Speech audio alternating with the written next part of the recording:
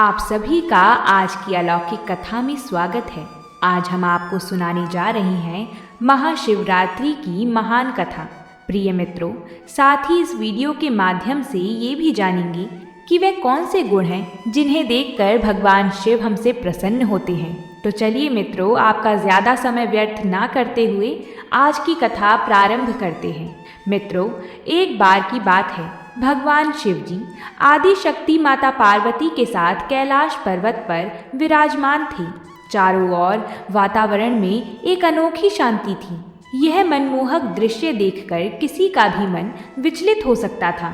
उसी समय आदि शक्ति माता पार्वती के मन में एक प्रश्न का उत्तर जानने की जिज्ञासा उठी।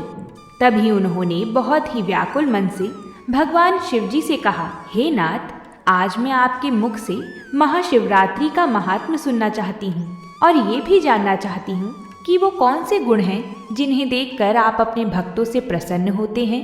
माता पार्वती का प्रश्न सुनकर भगवान शिव जी मंद मुस्कान के साथ बोले, हे देवी पार्वती, आज आपने संसार के हित के लिए अति उत्तम प्रश्न किया है। जो भी स्त्री पुरुष इस महाशिवरात्रि की कथा को सच्ची श्रद्धा से मेरा चिंतन करते हुए सुनता है, उसके सहस्त्रों पाप नष्ट हो जाते हैं। इस कथा का श्रवण करने मात्र से मनुष्य के घर के दुख दरिद्र समाप्त हो जाते हैं, उनके सभी मनोरथ पूर्ण हो जाते हैं और उस पर स्वयं मेरी कृपा दृष्टि बनी रहती है। मित्रों, भगवान शिव जी की यह बात सुनकर माता पार्वती हाथ जोड़ते हुए कहती हैं, हे नाथ, आप कथा कहिए, मैं आपको वचन देती हूँ कि इस कथा को ध्यानपूर्वक पूरा सुनूंगी और इस कथा का समस्त लोकों में प्रचार प्रसार करूंगी।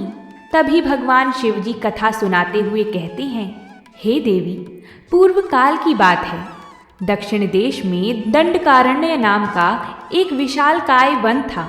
उसी वन में एक शिकारी रहता था जिसका नाम विश्वरूप था। वह अत्यंत ही दुष्ट और क्रूर स्वभाव का था। उसके अंदर तनिक मात्र भी दया भाव नहीं थी। वह सदैव क्रूरता के काम किया करता था। वह प्रतिदिन सुबह उठकर वन में चला जाता और वहां जाकर मृगों तथा अन्य पशुओं को मारकर उन्हें अपना शिकार बना लेता था। आगे भगवान शिव जी कहते हैं, हे देवी, उन बेजुबान और असहाय जानवरों को मारते समय उसे थोड़ा सा भी भय नहीं लगता था। वह इतना दुष्ट था कि जंगल से आने जाने वाले राहगीरों को लूट लेता था। यदि कोई राहगीर धन देने से मना कर देता तो उसे वह मृत्यु के घाट उतार देता था। उसने अपने जीवन काल में कभी कोई पुण्य का कार्य नहीं किया था। इस प्रकार से पाप कर्म करते हुए उस दुरात्मा शिकारी को बहुत समय बीत गया। फिर एक दिन महाशिवरात्रि के व्रत का दिन आ गया। किंतु मित्रों, वह दुष्ट शिकारी तो नास्तिक था। उसके अंदर भगवान के प्रति कोई श्रद्धा भाव तो थी नहीं, इसलिए उसे महाशिवरात्रि व्रत के बारे में कुछ भी नहीं पता था। जब वह सुबह उठा तो उसकी पत्नी और माता पिता भूख से पीड़ित होकर उसके पास आए और उससे विनती करते हुए बोले, हे वृषक, हम सबको बहुत भूख लगी है, कृपया जंगल से जाकर कुछ खाने के लिए ले आएं। अपनी पत्नी और माता पिता के निवेदन करने पर वह शिकारी तुरंत उठा और झोपड़ी के अंदर गया। धनुष बाण उठाया और पीने के लिए एक पात्र में पानी भरकर शिकार करने के लिए जंगल की ओर चला गया। मित्रों, उस दिन शिकारी विश्वरूप ने सारा दिन जंगल में शिकार की खोज की, परंतु उसे जंगल में ना कोई हिरण दिखा और ना कोई अन्य जानवर दिखा। वह दिन भर हाथ में धनुष लेकर जंगल में इधर उधर घूमता रहा, लेकिन उसे भोजन की प्राप्ति के लिए कोई भी जानवर नहीं मिला। और इधर शाम भी हो रही थी। भगवान सूर्यदेव अपने प्रकाश की अंतिम लालिमा बिखेर रहे थे। यह देखकर वह शिकारी बहुत व्याकुल हो उठा और सोचने लगा, आज तो कोई भी शिकार नहीं मिला। घर में बच्चे मेरे आने की राह देख रहे होंगे। मेरे माता पिता जो भूख से व्याकुल होकर मेरी राह देख रहे हैं, उनका क्या होगा? उनकी क्या दशा हो गई होगी? उनके लिए मुझे कुछ ना कुछ भोजन लेकर ही घर लौटना चाहिए, अन्यथा वह भूख के कारण अपने प्राण त्याग सकते हैं। यह सोचकर वह शिकार की खोज में जंगल के भीतर चला जाता है। तभी उसकी नज़र एक सरोवर पर पड़ी। सरोवर को देखकर उसके मन में खुशी की उमंग जागृत हो उठी और वह सरोवर के समीप खड़ा होकर सोचने लगा, कोई ना कोई प्राणी सरोवर में पानी पीने के लिए आएगा ही। उसी समय मैं उस पर अपने धनुष बाण से प्रहार कर दूंगा और उसे अपना शिकार बना लूंगा। फिर उसे अपने साथ घर ले जाऊंगा। ऐसा निश्चय करके वह एक विशालकाय बेल के वृक्ष पर चढ़कर बैठ गया और सरोवर पर अपने शिकार के आने की राह देखने लगा और सोचने लगा, कब कोई प्राणी पानी पीने के लिए आएगा और कब मैं उसे मारूंगा। मित्रों, शिकार की प्रतीक्षा करते करते शाम हो चुकी। उधर सूर्य देव अस्त हो चुके थे, किंतु सरोवर पर कोई भी प्राणी पानी पीने नहीं आया। वह शिकारी भूख प्यास से पीड़ित होकर उसी पेड़ पर बैठा रहा।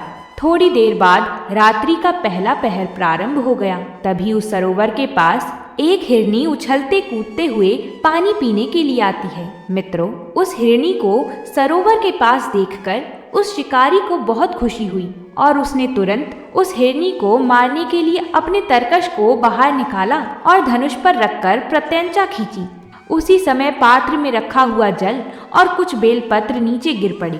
मित्रों, वो जल और बेलपत्र उस वृक्ष के नीचे एक प्राचीन शिवलिंग था, उसके ऊपर जा गिरे। जल और बेलपत्र के शिवलिंग पर गिरने से उस शिकारी की पहले पहर की पूजा संपन्न हो गई, जिससे अनजाने में ही उस शिकारी के समस्त पाप तत्काल नष्ट हो गए। उधर वृक्ष से जब जल गिरा तो उसकी आवाज सुनकर हिरनी सतर्क हो गई और उसने पेड़ की ओर देखा तो पेड़ पर एक शिकारी अपने हाथ में धनुष की प्रत्यंचा खींचकर उसका शिकार करने के लिए निशाना लगा रहा था। शिकारी को देखकर वह हिरनी घबरा गई और उसने डरते हुए शिकारी से कहा, हे व्याध, ठहर जाओ, कृपया मेरा शिकार मत करना, अन्यथा तुम्हें पाप लगेगा। मित्रों, हिरनी की यह बात सुनकर शिकारी जोर जोर से हंसने लगा और उसने हंसते हुए कहा, हे हिरनी, आज मेरे परिवार के लोग भूखे हैं, इसलिए मैं तुम्हें मारकर अपने साथ ले जाऊंगा और उनकी भूख मिटाऊंगा। शिकारी की यह बात सुनकर वह हिरनी अत्यंत दुखी हो गई और सोचने लगी, अब मैं क्या करूं? इस शिकारी से खुद की रक्षा कैसे करूं?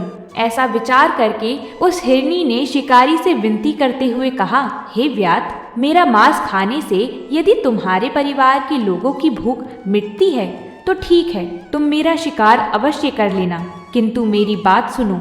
इस समय मेरे सभी बच्चे भूखे हैं। मैं तुम्हारे हाथों मरने से पहले एक बार अपने बच्चों से मिलना चाहती हूँ और उन्हें अपने पति को सौंपकर जल्द ही आपके पास लौट आऊंगी। कृपया मुझे अपने बच्चों से एक बार मिलने की अनुमति दे दीजिए। मैं आपको वचन देती हूँ कि मैं बच्चों से मिलने के बाद अवश्य आऊंगी। आगे की कथा सुनते हुए भगवान शिवजी माता पार्वती से कहते हैं, उस असहाय हिरनी की यह बात सुनकर वह निर्दयी शिकारी जोर जोर से ठहाके मारकर हंसने लगा। उसे हिरनी की बातों पर यकीन नहीं हुआ और उसने दोबारा से उस पर निशाना लगा दिया। यह देखकर वह हिरनी बहुत डर गई और करुण स्वर में भयभीत होकर उस शिकारी के सामने विनती करते हुए बोली, हे व्याध, मैं तुम्हारे सामने शपथ खाती हूँ कि मैं अपने बच्चों को उनके पिता के पास सौंपकर अवश्य लौट आऊंगी। यदि मैं लौट कर नहीं आई तो मुझे ऐसा पाप लगेगा जैसे किसी ब्राह्मण को वेद ग्रंथों को बेचने पर लगता है और पति का अपमान करने वाली तथा व्यभिचार करने वाली स्त्री को जो पाप लगता है उससे भी कठोर पाप मुझे लगेगा यदि मैं लौट कर नहीं आई तो। मित्रों, ऐसी कठोर शपथ खाने के बाद वह हिरनी चुप हो गई।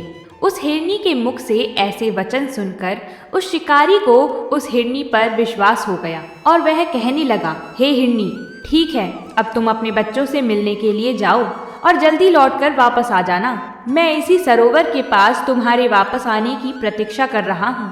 फिर वो हिरनी शिकारी का धन्यवाद करते हुए बहुत ही प्रसन्नता से सरोवर में पानी पीकर अपने बच्चों से मिलने के लिए चली गई। इतने में ही रात का पहला पहर शिकारी के द्वारा जागते ही जागते बीत गया और रात्रि का दूसरा पहर शुरू हो गया। तभी सरोवर के पास उस हिरनी की बहन आ गई जो अपनी बहन को खोज रही थी। उसे देखते ही उस शिकारी ने तुरंत उस पर धनुष बाण से निशाना लगाया। तभी उसके पास रखे हुए पात्र से पानी और बेलपत्र के साथ दोबारा से शिवलिंग पर गिर गया। इस प्रकार से उस शिकारी द्वारा दूसरे पहर की भी पूजा संपन्न हो गई। मित्रों, पेड़ से पानी गिरने की आवाज आते ही उस हिरनी की बहन ने पेड़ के ऊपर देखा तो उस पर एक शिकारी हाथ में धनुष बाण लिए हुए बैठा हुआ था। शिकारी को देखते ही उस हिरनी की बहन ने घबराते हुए कहा, हे वन्य जीव शोधक, मेरी बात सुनो। मैं अपने आप को बहुत भाग्यशाली समझ रही हूँ। आज मेरा जीवन सफल हो जाएगा, क्योंकि मेरे इस शरीर को खाने से किसी की तृप्ति हो रही है। परंतु तुम मुझे अभी मत मारना। घर पर मेरे छोटे छोटे बच्चे हैं जो मेरे आने की प्रतीक्षा कर रहे हैं। आप मुझे एक बार उनसे मिलने के लिए जाने दीजिए। मैं उन्हें अपने पति को सौंपकर तुरंत लौट आऊंगी। फिर वह शिकारी कहने लगा, मुझे तुम्हारी बात पर विश्वास नहीं है। मैं तेरा शिकार अवश्य करूंगा। यह बात सुनकर वह हिरनी भगवान विष्णु की शपथ खाकर कहने लगी, हे वन्यजीव, मैं जो कहती हूँ उसे ध्यान से सुनो। यदि मैं लौट कर ना आऊं तो मैंने आज तक जो भी पुण्य किया है वह इसी क्षण नष्ट हो जाए, क्योंकि जो वचन देकर तोड़ देता है उसके सारे पुण्य नष्ट हो जाते हैं।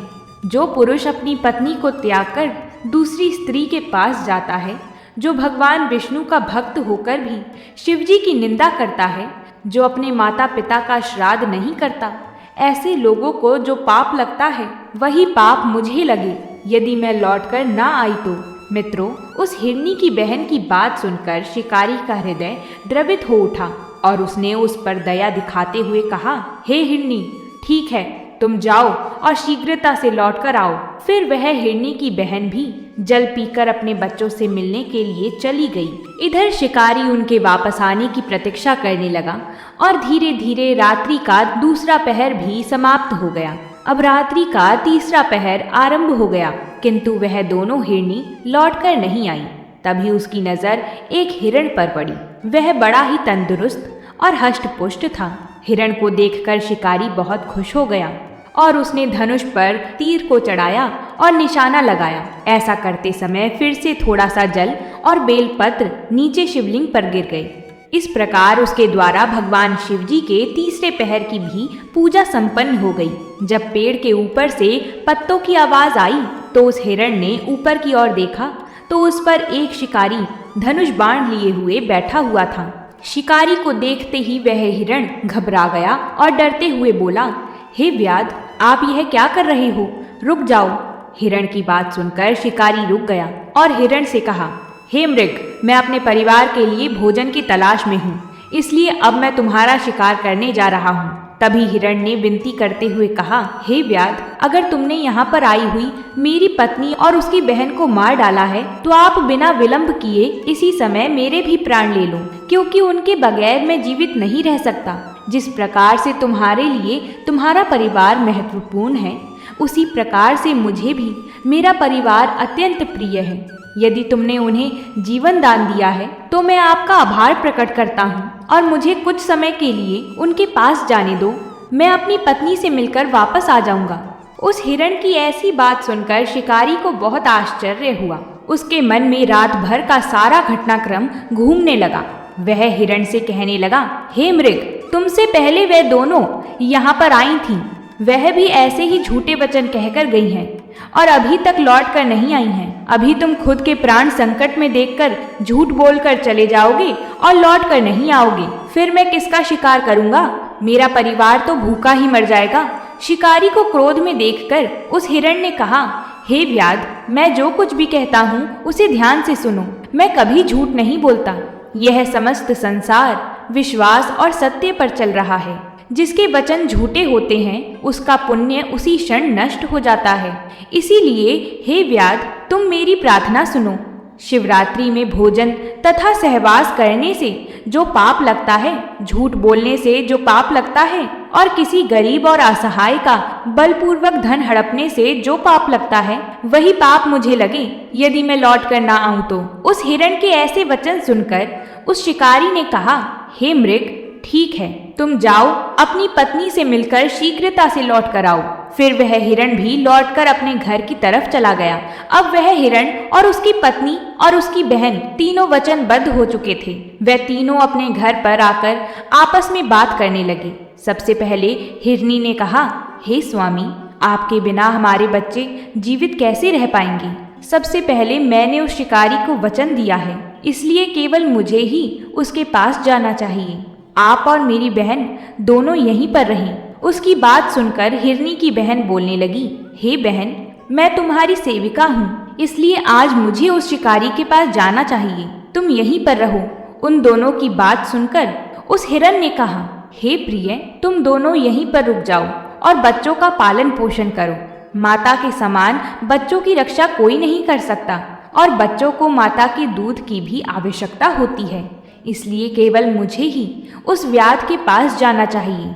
अपने पति की इस बात को हिरनी ने स्वीकार नहीं किया और वह हिरण से करुण स्वर में बोली, हे स्वामी, पति के बिना स्त्री का जीवन नष्ट हो जाता है, उसे जीवन में बहुत दुख सहना पड़ता है, इसलिए हे स्वामी, हम आपके बिना नहीं रह सकते, हम भी आपके साथ चलेंगे।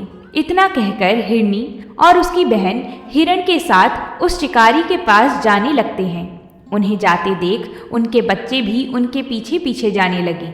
उधर वह शिकारी उसी वृक्ष पर बैठकर उनके आने की प्रतीक्षा कर रहा था। थोड़ी देर में हिरण अपनी पत्नी और उसकी बहन के साथ उसी स्थान पर पहुंच गया। उन सभी को अपने सामने देखकर शिकारी विश्वरूप बहुत प्रसन्न हुआ और उसने उन सभी को मारने के लिए अपने धनुष पर बाण चढ़ाया। ऐसा करते समय दोबारा से थोड़ा सा जल और बेलपत्र शिवलिंग पर गिर पड़े। इस प्रकार से उस शिकारी की चौथे पहर की पूजा भी संपन्न हो गई। चौथे पहर की पूजा होते ही उस शिकारी के समस्त पाप नष्ट हो गए। अनजाने में ही उसने महाशिवरात्रि का व्रत पूर्ण कर लिया। तभी उसके अंदर से नकारात्मक ऊर्जा बाहर निकल गई और उसको दिव्य ज्ञान की प्राप्ति हो गई। उसका हृदय पाप से मुक्त हो गया और उसके अंदर ऐश्वर्य शक्ति का वास हो गया। फिर वह सोचने लगा, यह सभी मृग ज्ञानहीन पशु होने पर भी धन्य हैं, क्योंकि यह सभी अपने शरीर से ही परोपकार में लगे हुए हैं। यह सभी सत्य का पालन करने वाले हैं, किंतु मैं तो महापापी हूँ। मैं प्रतिदिन जीवों को मारकर उनको मृत्यु के घाट उतारता हूँ। मैंने अपने परिवार का पालन करने के लिए अनेक जीव जंतुओं और मनुष्यों को कष्ट पहुँचाया है। मैंने जीवन में कभी पुण्य का कार्य नहीं किया। मृत्यु के बाद मेरी क्या गति होगी? मैंने जन्म से लेकर अब तक केवल पाप और हिंसा ही किया है। इतना सोचकर उस शिकारी ने अपने धनुष को जमीन पर फेंक दिया और उन हिरण से बोला, हे मृगों, मैं तुम्हारी सत्यवाणी से अत्यंत प्रसन्न हूँ, इसलिए अब मैं तुम्हारा शिकार नहीं करूँगा। तुम सभी अपने घर लौट जाओ। शिकार के मुख से ऐसे शब्द सुनकर सभी हिरण बहुत प्रसन्न हुए और उन्होंने शिकार का आभार प्रकट किया। मित्रों, उसी समय भगवान शिव जी उस स्थान पर प्रकट हो गए। भगवान शिव जी को अपने सम्मुख देखकर वह शिकारी आश्चर्यचकित रह गया।